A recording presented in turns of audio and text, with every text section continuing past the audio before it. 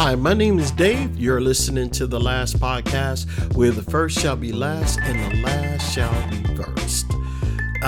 If this is your first time listening, welcome. I'm glad you found us. If you're returning, welcome back. I really appreciate your patience, and I hope you continue to find tips, ideas, and value from listening to this podcast. This show today is going to be extremely short because I just want to tell you of an encounter I had today. I was coming out of Starbucks, and I noticed that there was a young lady who looked so distraught, and I asked her, I said, "Ma'am, do you need some help? Are you okay? Is there someone I can call for you?" And she said no, and she just started crying, bawling. And I said, "I can sit with you if you want. If it's okay with you, I can sit with you for a few minutes." And she just shook her head and just started crying. And I said, "Why don't we do this? Why don't we start from the top? What seems to be bothering you?"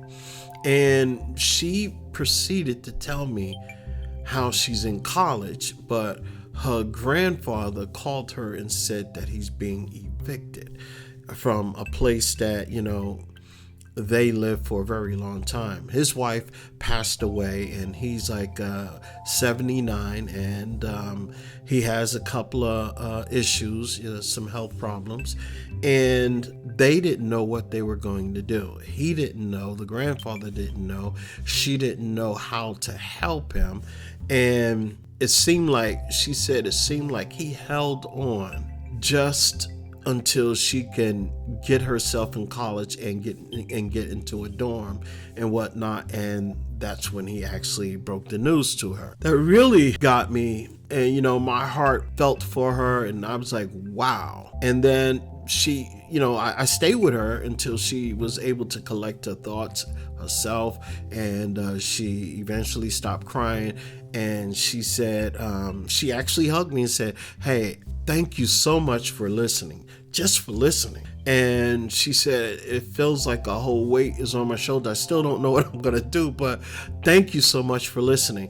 And that got me thinking, we don't know. We walk past so many people, and we don't know what's going on with them.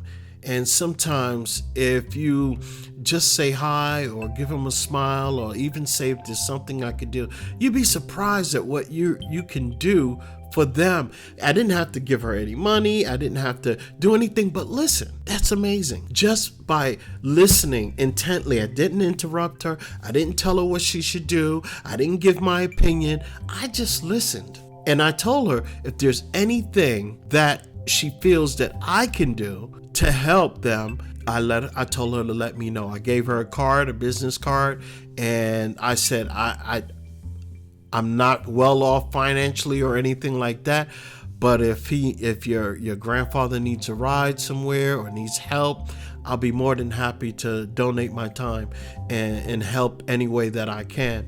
So I realized something, that this is not just her grandfather.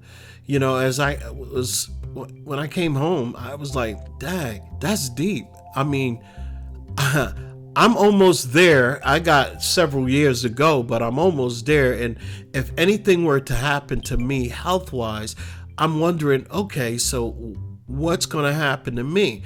And you start thinking, because you think about how you grew up and your parents and who they took care of, and your grandparents and who they took care of. It was like a line, the mother, she took care of her kids, and then when the kids got old enough, they helped out, they took care of the parents. And this was a cycle going on and on and on. But I noticed something. This generation, it's not like that. It seems like that, in my generation, that's when it stopped. It seems like, okay, well, once the kids get out, I'm gone. Not all kids, but it's a whole lot, because I hear this quite often from a lot of people. And I was like, you know what? When I grew up, my grandmother used to take care of her sister, her brother, or whatever the case may be. And I still have a cousin who is 89 who takes care of her brothers who are older than her. but that's just the upbringing that they had, and it's instilled in them. They look out for family. I think a lot of that is lost on this generation, and I understand, when the younger generation, they have kids, they are they're taken back with a lot of things that they have to do. They come home, they're tired, they don't want to be bothered, and some don't even want to be bothered with their own kids. But still, it's kind of scary when you think you get to that age of like 70, 80, 90. What's going to happen? Because if there are so many people who become homeless, and just last year, I was just looking at a report, and last year it said that there was like over 500,000 people in January. I think it was January 22. A report came out, and the report is a State of Homelessness 2023 edition. And basically, it tells you how many people were homeless in January, as of January of 2022, and they have a number that says 582,462 people experience homelessness across America. And I'm quite sure they break it down some way, somehow. But imagine that. You know what I mean? That's a lot of people, and I know they break it down in certain aspects. They got 582,462 people who experience homelessness, right? But when you talk about, is it all family or is it individuals or anything of that nature? 422,392 individuals found themselves homeless. That's deep. Now, I didn't go so far into that report to find out how many were basically over 65. And one of these days, I'll probably come up with that report and I would share it with you, because I'm interested. I want to find out. But I just happened to tell you about the ordeal that this young lady was going through, and I felt for her, and I was like, wow. And it got me to think, how many people are going through this? How many people are dealing with this? And did you know that Native Hawaiian or other Pacific Islander they have is 121,200 that was homeless? And as they have it as Black or African American, they have like 48. And I think this is a rate of 10,000. So let's just say 48,000 or 48 million African Americans, and 44.9 American Indian, and multiracial is 36.1, and Hispanic Latino 22.4, white 11.6, Asian American 4.1. That is an eye opener for you. And when you talk about how many people in the percentage of women versus men or anything like that, it's the majority of that is men. Of course, there are a lot of families, don't get me wrong, in that report, but there are a great deal of men and women, single people, becoming homeless. So when you start looking at ratios and you start saying, as the older a person gets, they are either unable to work or their health starts to fail them, and they are no longer able to pay or work.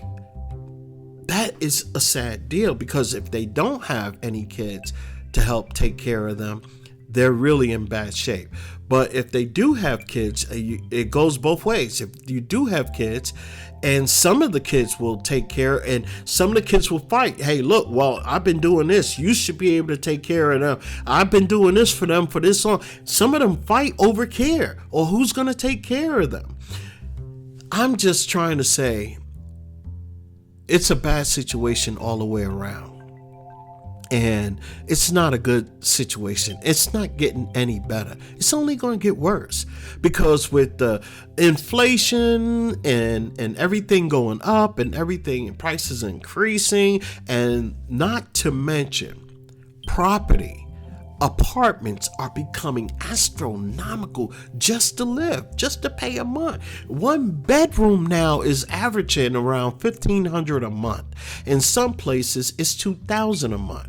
And that's some places, that's just a studio. You get one room. Basically, that's your living room, that's your kitchen, and that's your bedroom. So believe it or not, everybody's feeling this crunch across all platforms. And I believe that. So I don't know what we're going to do. I don't have the answers. I just want to bring it to light and share with you what I went through today and what this young lady was going through, because it was heart-wrenching. And I just was saying, you know what? I'm not too far from her grandfather. And, you know, I'm only 61, so I'm considered still young. And I'm still able, God willing, I'm still able to move.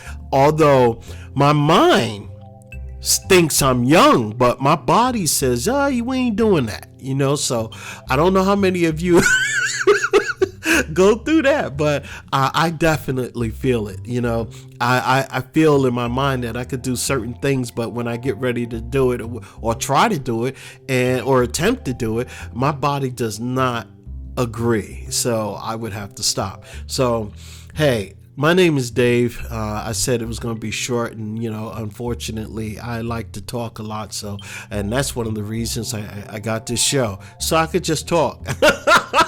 Hey, well, this is Dave. You're listening to the last podcast.